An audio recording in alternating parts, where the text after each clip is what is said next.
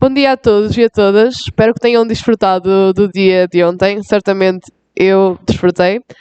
Estejam preparados para o dia de hoje, porque de certeza não vos vai desapontar com a grande planóplia de atividades que temos hoje. Vamos começar então com a Comunicação Plenária de Paris para o Império Otomano Estudantinas Espanholas, o palco da música popular e as sonoridades da Belle Époque, do Professor Michael Christophordis. Professor Michael Christophordis is a professor of musicology at the Melbourne Conservatory of Music, University of Melbourne. He has published extensively on Spanish music and dance of the 19th and 20th centuries and their impact on Western culture. Other research interests include the impact of the visual arts in musical modernism, questions of national identity and exoticism in music, and history of the acoustic guitar. He has published 2 monographs, Manuel de Falla and Visions of Spanish Music, Routledge 2017, and Carmen and the Staging of Spain with Elizabeth Cortes, Oxford University Press 2018. And also he is a collaborator of Tenai Mundi. Uma salva de palmas para Professor Michael Christophordis.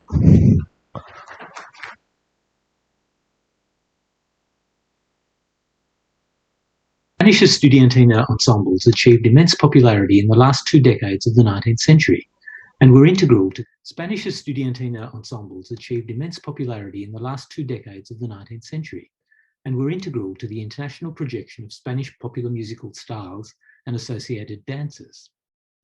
These groups of serenading musicians formed around a core of plucked string instruments, guitars, laúdes and bandurrias, had historical precedence in Spanish student groups dating back to medieval times and in the rondallas that were associated with outdoor music. However, in the latter part of the 19th century, these traditions were recast in the changing urban contexts of the Iberian Peninsula, and from 1878, the Estudiantinas gained an international dimension in the wake of the Parisian triumph of the Estudiantina Española. The groups that followed their example and toured internationally consolidated the Estudiantina's migration from the street to the stage, and in the process expanded the repertories associated with these ensembles. Their modern descendants, the Tunas, form part of the local colour of parts of Spain and Latin America.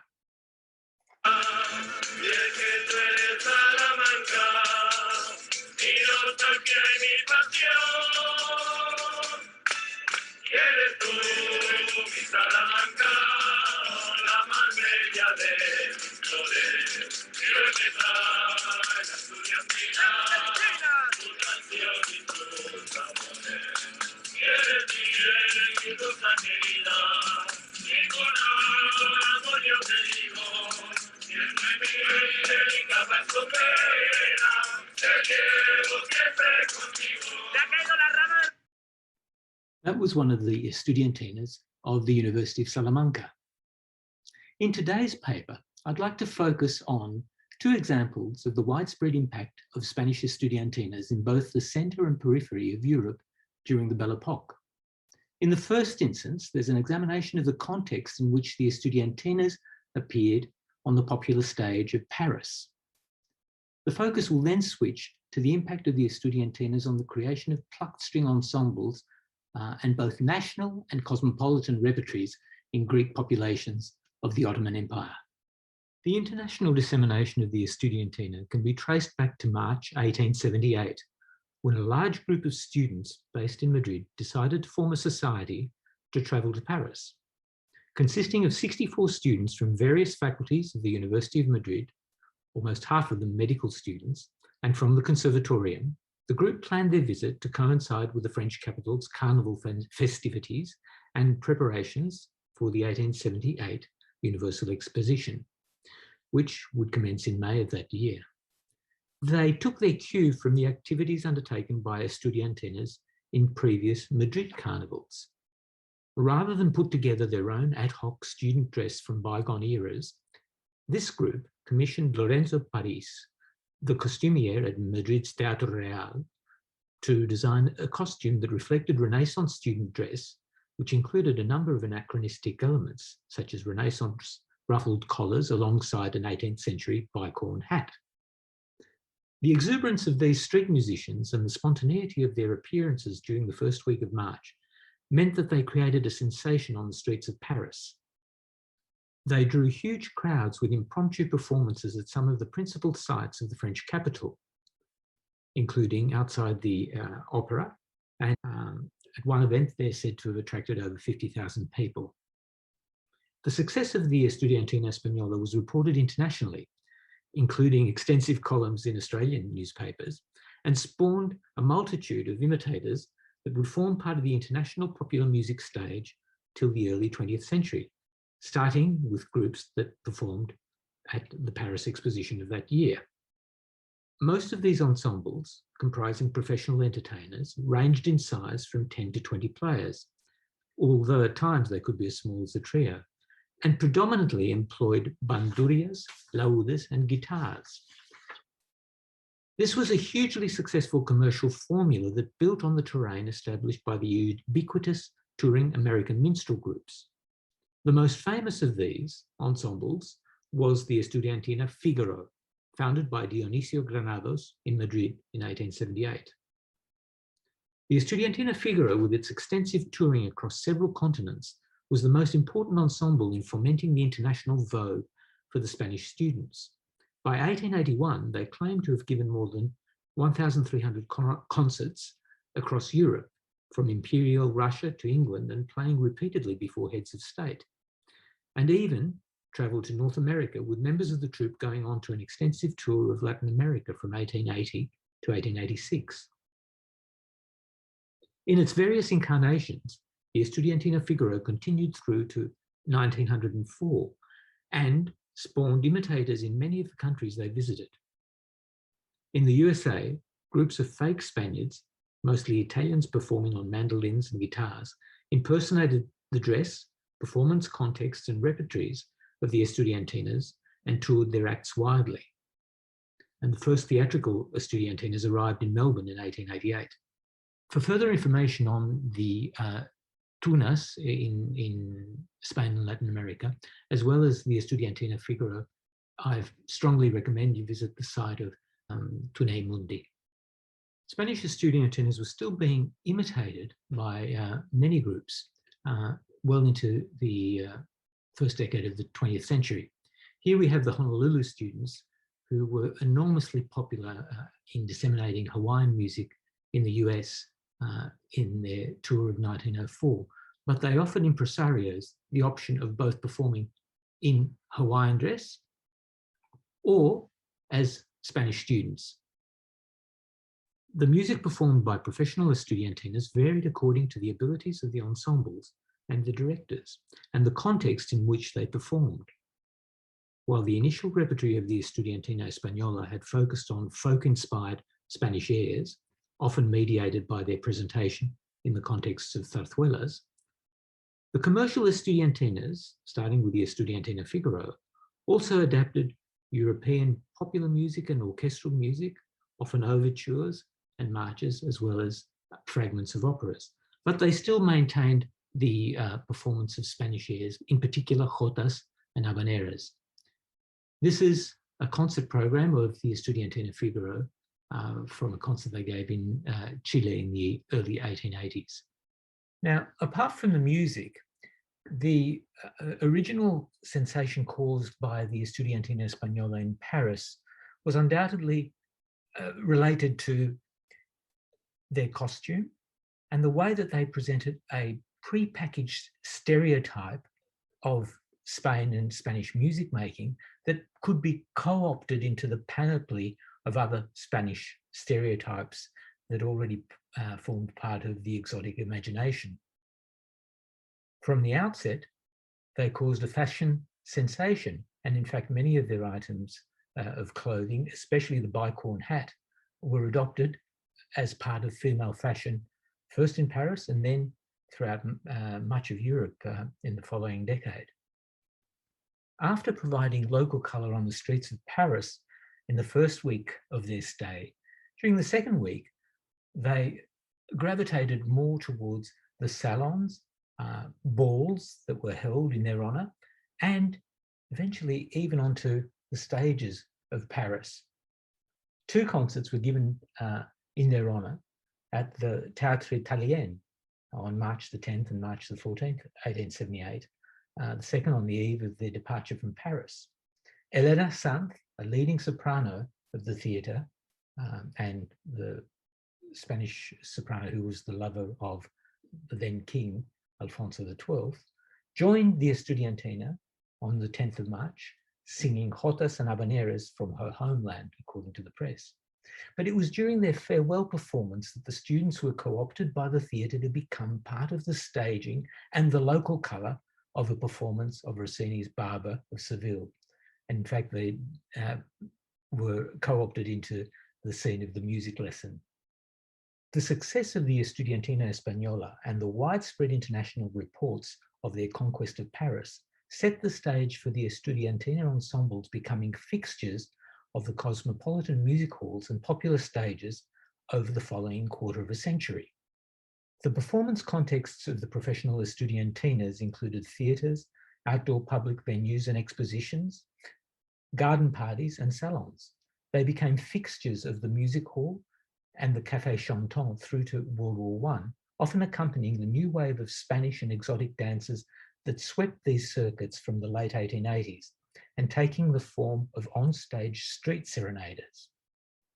A wonderful example of this synergy between the Estudiantinas and the rise in Spanish dance occurs in 1889 in Paris, the exposition year in Paris, with the staging of a huge spectacle, the Foire de Séville, including a bullfight and the Estudiantinas accompanying the international star of dance, Carmencita Dorset. There we see the Estudiantinas in the background accompanying Carmencita in an illustration of this event. The Estudiantinas also constituted the principal form of accompaniment for that other great Spanish dancer of the Belle Epoque, arguably one of the great music hall acts of the period, La Belle Otero. They were the usual accompaniment for La Belle Otero's dancing and some of her singing as well from the late 1880s. Here we see her again in another production that was put on to coincide with an exposition in Paris, this time the exposition of 1900.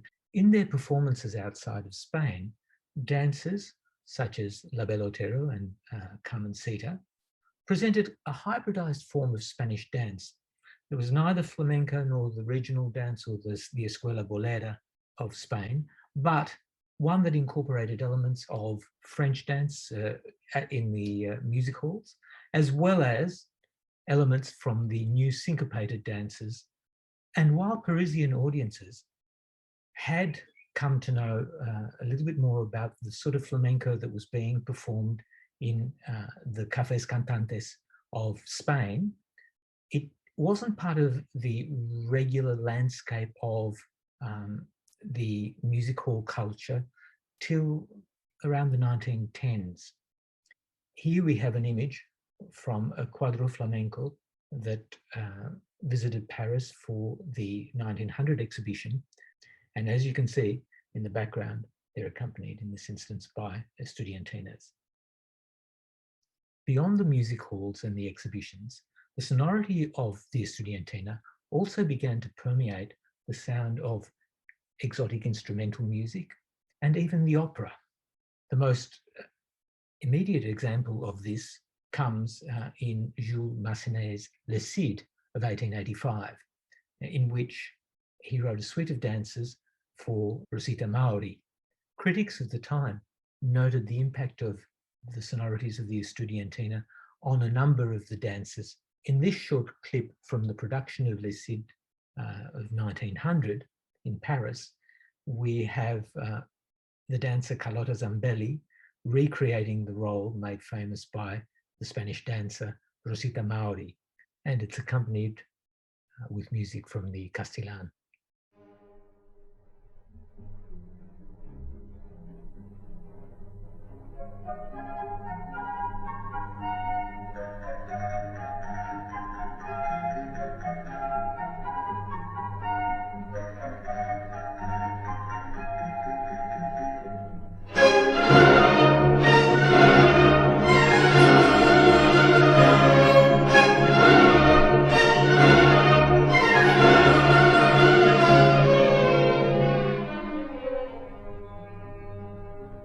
this work, Massenet seems to be channeling some of the sonorities of that other great orchestral showpiece, Chabrier's España, which is undoubtedly influenced by the sonorities of the Estudiantina. In the last part of this paper, I'd like to focus on the impact of the Estudiantina movement on one of the peripheries of Europe, the Ottoman Empire, and in particular the Greek populations of Constantinople and Smyrna. The expansion of railways and nationalisms in the aftermath of the Congress of Berlin facilitated the touring and reception of the Estudiantina Figaro in the 1880s, and they undertook various tours that took in Vienna, Bucharest, and Constantinople. One of the early repercussions of the Estudiantina movement was the impetus it provided for the creation of different types of plucked string ensembles, beginning with the mandolin orchestras that formed later in 1878, and the subsequent mass production of relatively cheap fretted instruments. The late 19th and early 20th centuries also witnessed the creation of a number of syncretic popular urban musical forms in which this new plucked sonority was an important component. Coinciding with the tours of the Estudiantina Figaro to the Balkans, we see the rise of a number of different localized national traditions of fretted instruments. These include the Croatian tambura ensembles, who could be garbed in either cosmopolitan dress or in national costume. The period of the late 1880s and early 1890s coincided with the increasing westernization of cultural fashions in many Ottoman centres and the introduction of alla franca musical styles, particularly amongst the Greek populations of Smyrna and Salonika. And this was accelerated by the opening of the Parisian railway link in 1888. Now, a number of Estudiantina ensembles formed among the Greek populations of Smyrna and Constantinople in the 1890s and early 1900s. And here we have a list of some of them.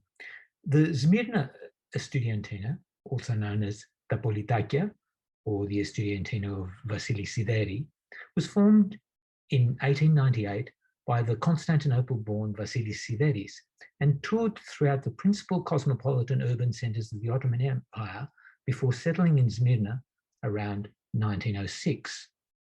Here is an image of the Smyrna Estudiantina in Greek national costume, and I'll come back to this in a moment. The composition and repertory of the Estudiantinas in Smyrna varied considerably, with Tapolitakia most closely based on the Western plucked string ensemble model and most Occidental in their repertory. However, like many Smyrna ensembles, Tapolitakia were versatile in the range of styles they performed. Angeliki Papazoglou recounts the eclectic nature and breadth of repertory of some of the Smyrna ensembles. We played everything from Rebetika to all the European numbers, all the operettas, demotic songs, kleftika, songs from Crete, Kalamata, concerts with cavalerias, with waltzes, with Brahms dances, with serenades. We played everything, and even fragments from operas. We knew without fail a song in each language to please the customers. We played Jewish, Armenian, and Arab songs. We were cosmopolitans. It can be seen that some of these Smyrna groups closely paralleled elements of the repertory of professional Spanish estudiantinas, including arrangements of folk songs and popular song and dance styles, as well as occasional operetta arias and classical pieces. Here we have a later image of Tapolitakia in more cosmopolitan outfits, and we have recordings from 1906 of the ensemble in which they perform some of this Western repertory. In this instance, the ensemble is accompanying the singer Yoros Savaris in a Greek version of a French habanera by Eugène Ponsin.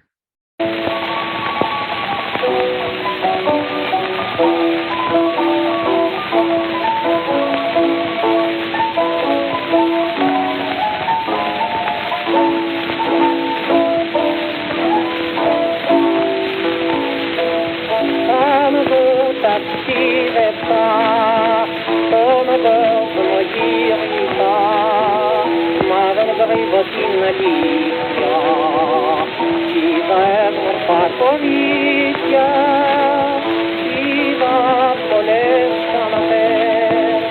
There is evidence that Tapolitakia, with the singer Yorgos Savaris, also toured to England and France in 1911, performing for English and German aristocratic circles in London. In the process, they donned the outfits of Cretan warriors and rebranded themselves as the Estudiantina of the Orient. The Cretan dress was no doubt prompted by the fact that Crete was at that time a British protectorate, but it also displays a degree of auto-exoticism and local colour in the framing of their performances, a hallmark of the Spanish Estudiantinas. What is curious is that the self-styled Oriental ensemble is displayed with their modern Western instruments that include mandolins and hybrid guitars with added bass strings, and that Tapolitakia were the most Western of the Estudiantina ensembles of Smyrna.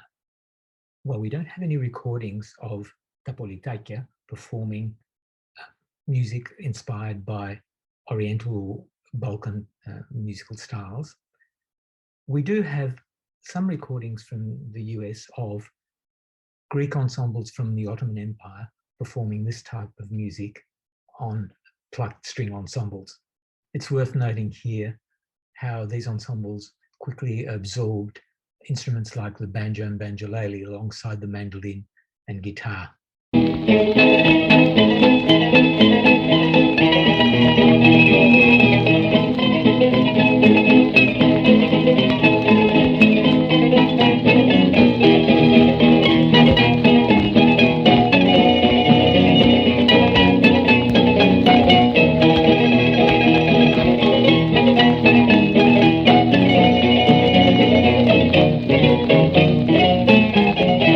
Several members of Tapolitakia would be prominent in the rise of the rebetiko style in Athens in the late 1920s and the 1930s, where we see the incorporation of the bouzouki as part of this plucked string ensemble that I believe actually has its roots in the Belle Epoque ensembles, including the Estudiantinas. The multifaceted legacy of the Estudiantinas on Belle Epoque popular music and music making has yet to be fully researched. However, there's little doubt that the Estudiantina constitutes a prominent, if somewhat overlooked, manifestation of Spanish musical identity and a catalyst for a range of international musical styles.